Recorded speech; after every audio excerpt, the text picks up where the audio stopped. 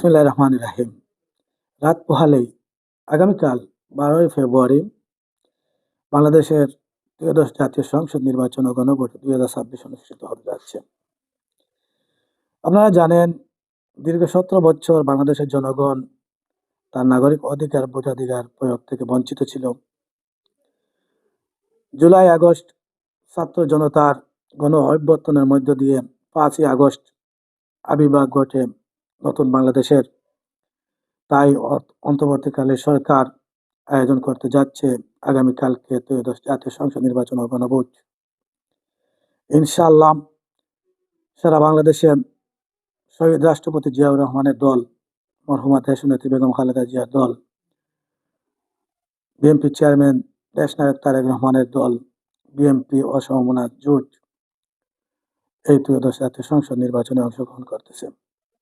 পাশাপাশি জামাত দশদলীয় জোট এই নির্বাচনে অংশগ্রহণ করতেছে। জাতীয় পার্টি, ইসলামী আন্দোলন সহ বিভিন্ন দল অংশগ্রহণ করতেছে। দীর্ঘ ১৭ বছর পরে আগামীকালকে বাংলাদেশের জনগণ আনন্দ উৎসাহ উদ্দীপনা নিয়ে উৎসবমুখর পরিবেশে স্বতঃস্ফূর্তভাবে ত্রয়োদশ জাতীয় সংসদ নির্বাচনে অংশগ্রহণ করে তাদের নাগরিক অধিকার ভোটাধিকার প্রয়োগ করবে। তাদের পছন্দ মতো প্রার্থীকে ভোট দেবে। আমার ভোট আমি দেবো, যাকে খুশি তাকেই দেব। যোগ্য, গ্রহণযোগ্য, যার দ্বারা উন্নয়ন হয় তাকেই বেছে নিয়ে নির্বাচিত করবে ইনশাআল্লাহ। আপনারা জানেন, ভোটের মাধ্যমে গড়ে উঠুক ন্যায়ের বাংলাদেশ, গণতন্ত্রের পক্ষ নিন, দেশ গড়ার সুযোগ দিন। তরুণ প্রজন্মের প্রথম ভোটেই হোক নতুন সম্ভাবনার সূচনা।